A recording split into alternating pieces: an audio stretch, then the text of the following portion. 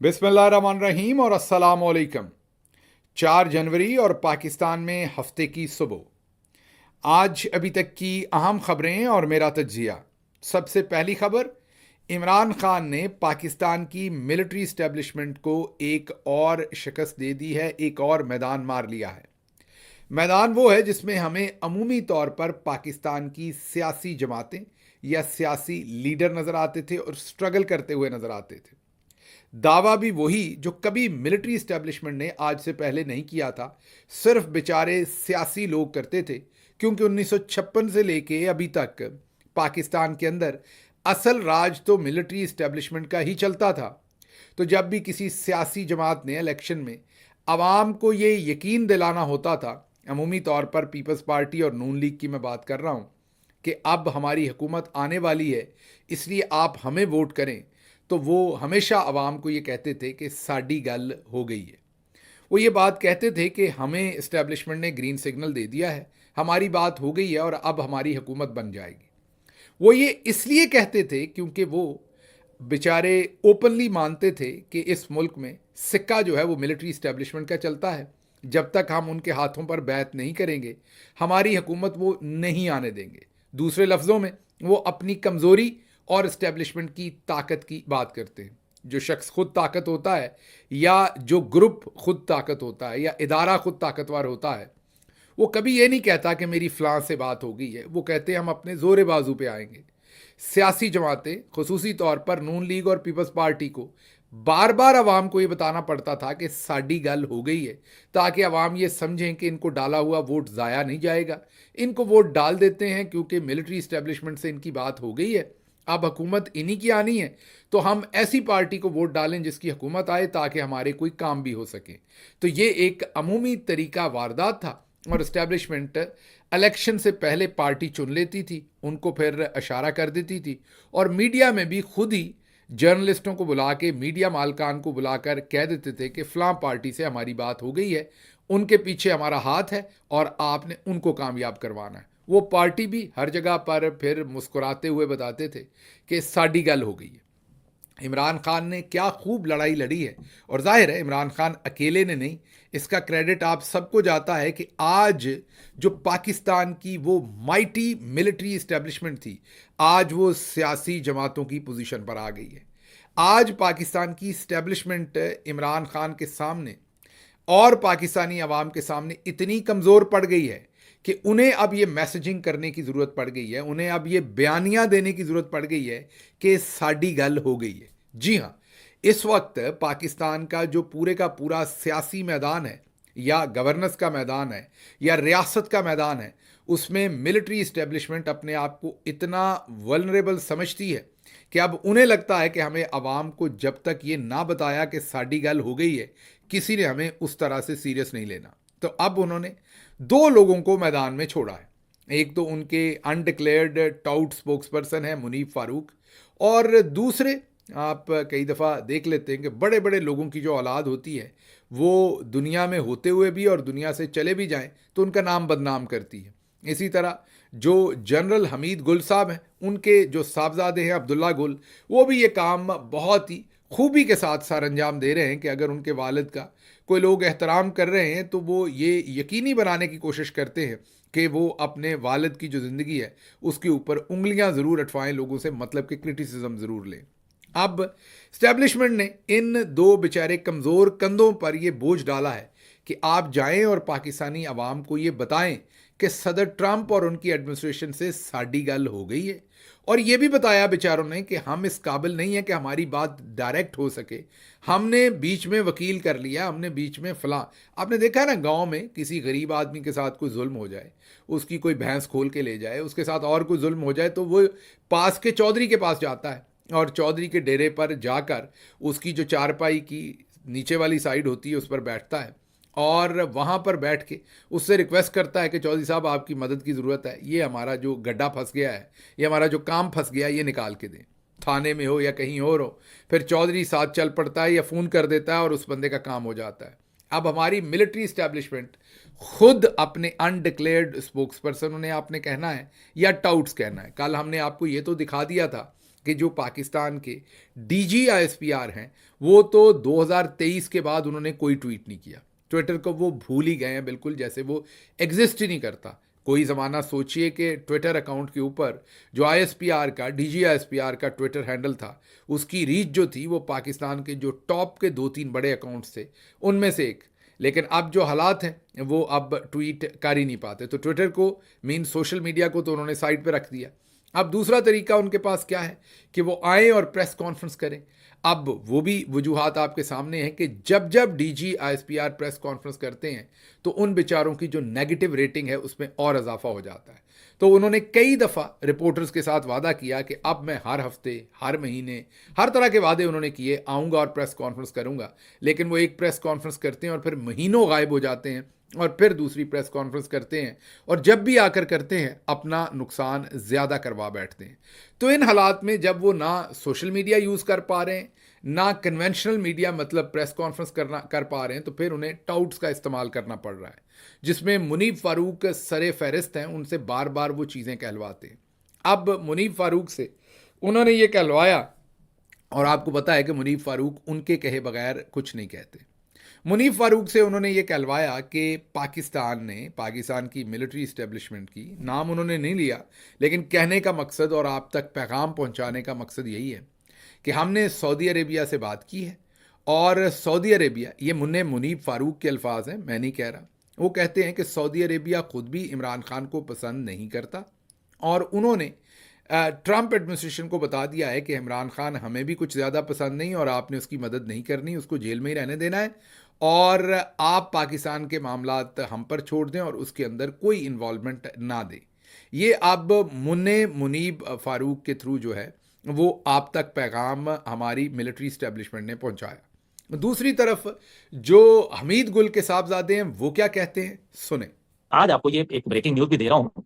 Mohammad bin Salman, crown prince of Saudi Arabia, और उनके भाई हैं खालिद बिन सलमान साहब, जो उनके डिफेंस मिनिस्टर हैं सऊदी अरब के। आपको पता है जैरेड कुशनेर जो हैं वो दामाद हैं डोनाल्ड ट्रंप साहब के।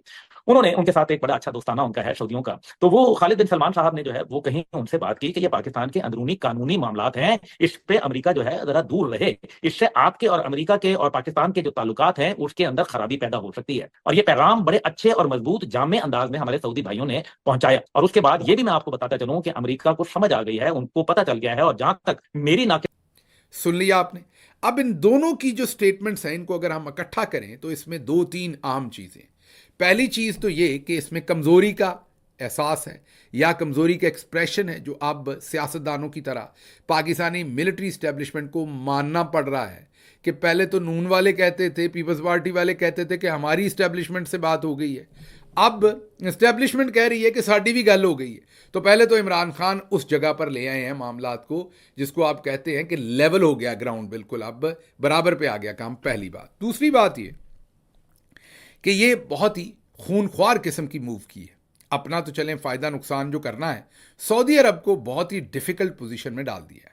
सऊदी अरब की मैं आपको एक अंदर की सिचुएशन बताऊं कि भले सऊदी अरब में उस तरीके से आपको जमहूरियत या वो चीज़ें वहाँ पर डेमोक्रेसी या इलेक्शंस नहीं हैं, लेकिन जो सऊदी फरमारवा हैं या सऊदी अरब के जो क्राउन प्रिंस हैं या सऊदी अरब का जो शाही ख़ानदान है या सऊदी अरब का जो डिप्लोमेटिक उनका विंग है, वो तमाम के तमाम पब्लिक जो परसेप्शन है, राय है, उसका बहुत ही उनको एहसास भी है, या आप कहें वो उनके लिए बड़ा क्रिटिकल है, उसके बारे में वो बहुत ही सेंसिटिव है, और ख़ुसूसी तौर पर पाकिस्तानियों के बारे में। उसकी बड़ी वजह यही है, आपको पता है कि पाकिस्तानी सोशल मीडिया जब किसी सिमत का रुख करता है तो फिर कहाँ तक पहुँचता है, तो वो बिल्कुल इस चीज़ के साथ कोई छेड़छाड़ नहीं करना चाहते। यही वजह थी कि आपने देखा कि शहबाज शरीफ साहब और हमारे प्यारे आर्मी चीफ जनरल सैयद हाफिज़ जनरल आसिम मुनीर, तमगा इम्तियाज़ मिलिट्री जो है, उन्होंने कई दफ़ा कोशिश की कि किसी तरीके से उनको यहाँ पर बुलाया जाए। शहबाज शरीफ ने भी कोशिश की, उन्होंने एक दफ़ा आना था, 2 दफ़ा बल्कि उन्होंने पाकिस्तान आना था, उनका दौरा तय था। एक दफ़ा तो उन्होंने हिंदुस्तान जाना था यहाँ से दौरा करके, दोनों दफ़ा उन्होंने इनकार किया, पाकिस्तान नहीं आए। और उसकी बड़ी वजह यही है कि उनको पता है कि मौजूदा सेटअप पाकिस्तानी अवाम में बहुत ही गैर मकबूल है। इनके साथ कुर्बत करने का मतलब है पाकिस्तानी अवाम की दुश्मनी मोल लेना, या दुश्मनी चले सख्त लफ्ज़ होगा, पाकिस्तानी अवाम की नापसंदीदगी मोल लेना। तो जो शाही ख़ानदान है वहाँ का और उनका जो डिप्लोमेटिक विंग है वो कभी भी ये एडवाइस नहीं करता। इसीलिए आपने देखा कि सऊदी अरब ना ही एसआईएफसी में और ना ही किसी और चीज़ के अंदर उस तरीके से उन्होंने गर्मजोशी नहीं दिखाई और एक डिस्टेंस मेंटेन रखा, जिसे आप सेफ डिस्टेंस कह सकते हैं, ताकि तोपों का रुख, अवामी तोपों का रुख उनकी तरफ ना हो। अब जो पाकिस्तान की मिलिट्री स्टैब्लिशमेंट है वो अपनी कमज़ोरी को छुपाने के लिए सऊदी अरब को यहाँ इस्तेमाल कर रहे हैं। अब ये कितना बड़ा इल्ज़ाम है सऊदी अरब के ऊपर लगा दिया, जो कि सरासर झूठ है, कि उनको इमरान खान पसंद नहीं है और उन्होंने आगे जो है वो ट्रंप एडमिनिस्ट्रेशन को कह दिया है। जो हमीद गुल साहब के लौंडे हैं, अच्छा ये लौंडा जो है वो उर्दू में लड़के को कहते हैं, तो ये कोई मायूब लफ्ज़ नहीं है उस तरह से।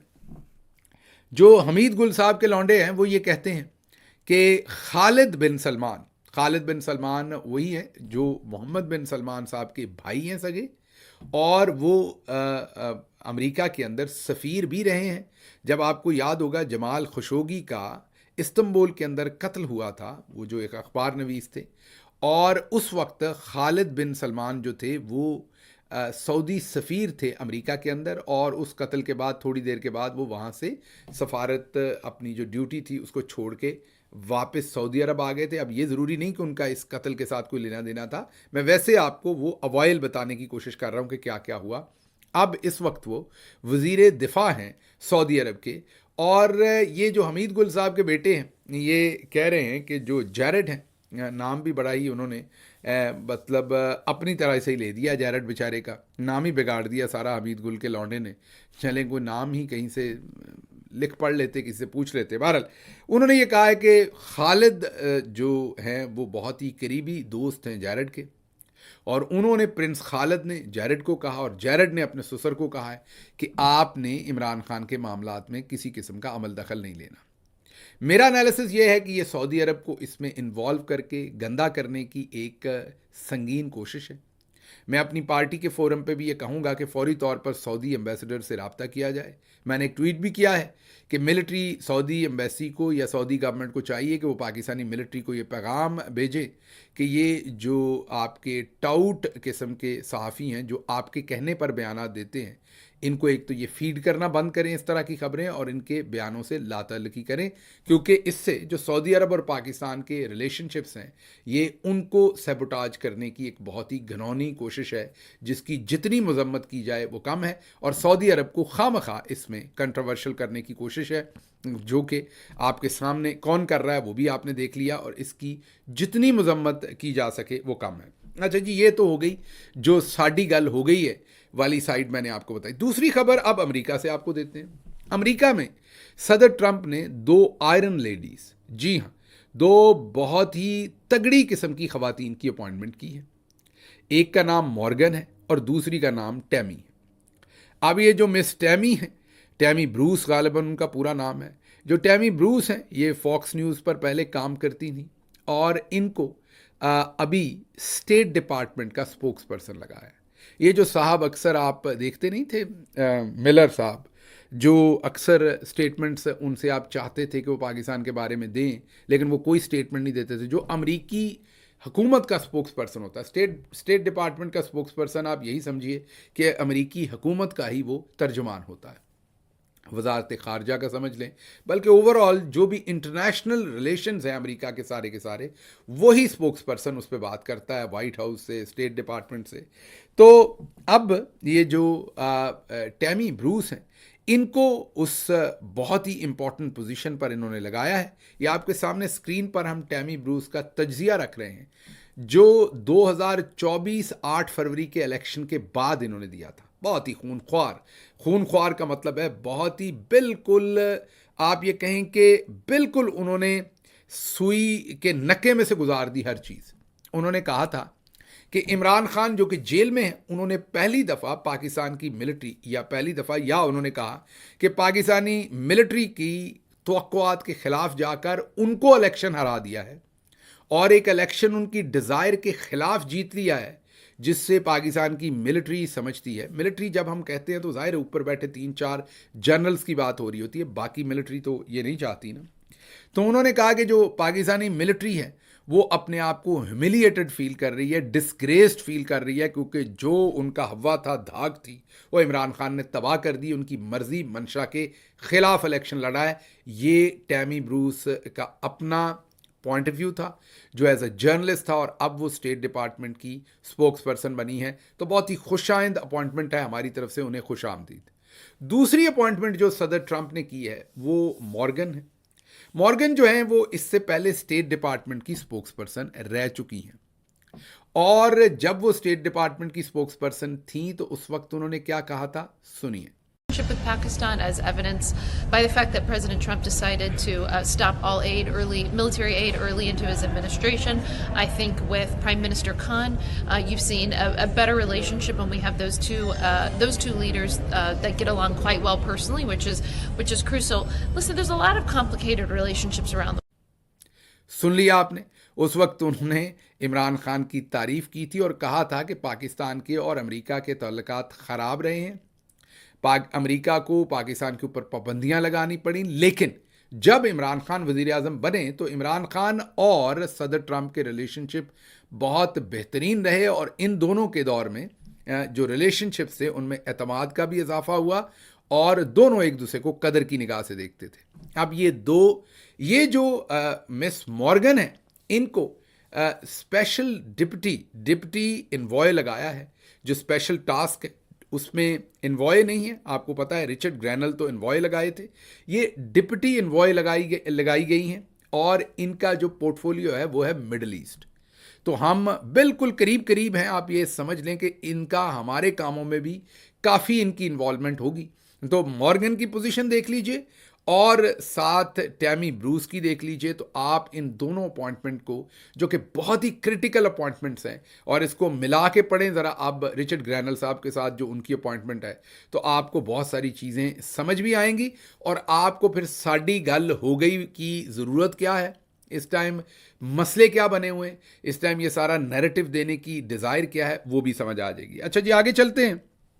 ओवरसीज़ पाकिस्तानियों से सर्वे हो रहा है स्वीडन में। एक लिंक अब सामने आया है कि स्टेट बैंक ऑफ पाकिस्तान सर्वे कर रहा है स्वीडन और दूसरी एम्बेसियों में भी कि आप कितने पैसे भेजते हैं, अपनी लोकेशन क्या है। तो ये रेमिटेंसेस के बारे में सर्वे हो रहे हैं। रेमिटेंसेस के बारे में आपको दोबारा याद करवा दें कि इमरान खान की आपको कॉल है कि रेमिटेंसेस भेजने आपने बंद कर देने। जाहिर है जनवरी से ही इफेक्टिव होगी वो, दिसंबर के तो आखिरी दिनों में इमरान खान साहब ने वो कॉल दी थी। अब जनवरी ऑनवर्ड वो मुकम्मल उसकी जो एग्जीक्यूशन है वो हो गई हुई है, और आपसे हम बार बार रिक्वेस्ट करते हैं कि आपने जितने कम से कम पैसे आप वहाँ भेजें वही पाकिस्तान के लिए अच्छे हैं, ताकि इस रजीम से हमारा जो है वो छुटकारा हो सके। तो आप कम से कम 30-40% पैसों को ज़रूर रोकिए और उनको पाकिस्तान ना भेजिए। बहरहाल अब ओवरसीज़ पाकिस्तानियों से ये जो सर्वे किए जा रहे हैं इसमें उनकी लोकेशन मांगी जा रही है, और दूसरी चीज़ें, मेरा मशवरा होगा कि ऐसी कोई भी इंफॉर्मेशन इनको ना दी जाए, या आप ही के ख़िलाफ़ बाद में इस्तेमाल की जा सकती है। अच्छा जी, अगली खबर जो आपके सामने देनी है वो इंटरनेट बंदिश पर है। अब अजमल जामी साहब और उनके साथ साथ दूसरे जो सहाफ़ी हजरात हैं, सोहराब बरकत, वो कह रहे हैं कि पिछले 2 दिन से पाकिस्तान में इंटरनेट फिर शदीद स्लो है। लेकिन साथ राणा सनाउल्लाह साहब का बयान ये है कि इंटरनेट की जो बंदिश है उसमें पीपल्स पार्टी बराबर की हिस्सेदार है। उन्होंने कहा अगर ये गंदा काम है तो पीपल्स पार्टी बराबर की हिस्सेदार है। वो ये नहीं कह सकती कि इंटरनेट सिर्फ हमने बंद किया, ये हुकूमत इकट्ठे है। इससे अगला बयान आपके सामने शाहिद खकान अब्बासी का रखते हैं, क्योंकि उन्होंने हंसते हुए ये कहा कि आप हालात देखें कि इस मुल्क का जो प्राइम मिनिस्टर है वो पहले ट्विटर पर पाबंदी लगवाता है वजारत दाखिला से, उसके बाद VPN ऑन करता है और VPN ऑन करके ट्विटर के थ्रू ट्वीट करता है। तो आप उन्होंने कहा कि इस हुकूमत की जो तमाम इखलाकी स्टैंडिंग है वो आपको यही नज़र आ जाएगी कि इन बेचारे इतने मजबूर हैं कि किसी के कहने पे, ज़ाहिर मिलिट्री इस्टेब्लिशमेंट की तरफ इशारा कर रहे हैं, उनके कहने पर इन्हें ट्विटर बंद करना पड़ता है और फिर खुद VPN के साथ इस्तेमाल करना पड़ता है। उन्होंने कहा यही इनकी हैसियत है, यही इनकी औकात है, और इसी से आपको समझ आ सकती है कि ये कितनी सीरियस हुकूमत है। अच्छा जी, जमात इस्लामी आजकल बहुत ज़्यादा पाकिस्तान तहरीक इंसाफ से जवाब मांग रही है कि आप बताइए आपने इसराइल के लिए क्या किया। तो अभी पिछले थोड़े अरसे का जो उनके ट्विटर अकाउंट का एनालिसिस किया, एक तो मेरा हादसा ही निकल गया कि जो जमात इस्लामी एक फिर भी मोतबर जमात है, उनका जो उनकी पोस्ट्स हैं उनका जब एनालिसिस किया, सैकड़ों पोस्ट्स का एनालिसिस किया, तो पता चला कि ऑन एवरेज सिर्फ 12 लोग उनकी पोस्ट के ऊपर कमेंट करते हैं, माशाल्लाह। और फिर ये भी पता चला कि उन्होंने पिछले अगस्त से लेके 2024 से, जब से ये गज़ा और इज़राइल का मसला दोबारा से भड़क उठा है, इसमें उन्होंने अभी तक टोटल 12 ट्वीट किए हैं जिनमें इज़राइल का नाम लिया है, और उनमें से एक भी ट्वीट जो है वो इंग्लिश में नहीं है। और जो ताने वो तहरीक इंसाफ को दे रहे हैं, उन्होंने इसी टाइम के अंदर 48 ऐसे ट्वीट किए हैं, 48 जिनमें इज़राइल का नाम है, और उन 48 में से 35 के करीब इंग्लिश में। तो मेरा मशवरा हाफिज़ नईम साहब जो हैं उनको ये है कि एक तो आप ख़ुद मजम्मत कर लें, और एक आप दूसरे हाफिज़ साहब जो आर्मी चीफ़ हैं उनको भी कहें, और वज़ीर आज़म को भी कहें। इसके साथ साथ एक झूठी खबर आरिफ अलवी साहब के नाम से चलवाई गई, जिसमें ये कहा गया कि उन्होंने मुझे और बहुत सारे और इमरान रियाज साहब को और कासिम सूरी साहब को उनकी मजम्मत की है कि हमने कोई जमात इस्लामी के ख़िलाफ़ ट्रेंड चलवाए हैं। आरिफ अलवी साहब ने ऐसी कोई स्टेटमेंट नहीं दी, ये झूठी एक स्क्रीनशॉट बनाकर फैलाया गया था, और इसको अब जो सियासत पी के उसने भी ट्वीट कर दिया कि ये झूठी स्टेटमेंट है। और ये भी वाजे कर दूं कि हमने कोई उनके ख़िलाफ़ ऐसा गैर महज़ब ट्रेंड नहीं चलाया, हमने तो सिर्फ उनकी जो उन्होंने बात इमरान खान पर की, तहरीक इंसाफ पर की, हमने वापस उसका सिर्फ जवाब दिया है। किसी किस्म का ऐसा ट्रेंड जो है वो नहीं चलवाया गया जमात इस्लामी के ख़िलाफ़। अच्छा जी, अगली ख़बर आपके सामने ये रखेंगे कि इस्लामाबाद पुलिस जो है उनका सारे का सारा फोकस इस वक्त पीटीआई के ऊपर है, लेकिन इस्लामाबाद के अंदर जो क्राइम है उसकी शरह बहुत ज़्यादा बढ़ गई है। 1750 डकैतियाँ हुई हैं, जिनमें कई कत्ल भी हो गए इन डकैतियों के दौरान। कत्ल के ओवरऑल वैसे जो वाक़यात हैं वो 163 हुए हैं। मोटरसाइकिल 3650 चोरी हुए हैं, गाड़ियाँ 495 चोरी हुई हैं, और आप दूसरी तरफ इनकी परफॉर्मेंस जो पाकिस्तान तहरीक इंसाफ के ख़िलाफ़ है वो आपके सामने ही है। अच्छा जी, अगली ख़बर जो आपके सामने रखनी है वो है कि जनूबी कोरिया के आर्मी चीफ़ को गिरफ़्तार कर लिया गया है, और उनको गिरफ़्तार करके अब उन पर फ़र्द जुर्म भी आयद कर दी गई है। साथ 2 और अफसरान हैं मिलिट्री के, तो टोटल 3 अफसरान, एक आर्मी चीफ़ और 2 दूसरे अफसरान पर फ़र्द जुर्म आयद की गई है। और ये जहन में रखिए कि इन्होंने वहाँ के सदर के कहने पर मार्शल तो नहीं, लेकिन मार्शल टाइप चीज़ लगाने की, एमरजेंसी लगाने की कोशिश की थी। सदर को तो वहाँ की पार्लियामेंट ने फारिग कर दिया, लेकिन अब इनके ख़िलाफ़ केसेस चल रहे हैं। देखते हैं कि इनके ख़िलाफ़ जो केसेस हैं उसमें अब आगे जाके इनके साथ क्या सलूक होता है और बाकी मामलात क्या होते हैं। और भी ख़बरें थी जो आपके सामने रखनी थी, उनको आप पंजाबी व्लॉग में रखेंगे क्योंकि यहाँ से वक्त ख़त्म हुआ। मुझे यहाँ से इजाज़त दीजिए। अल्लाह आपका हामी और नासिर हो। पाकिस्तान जिंदाबाद।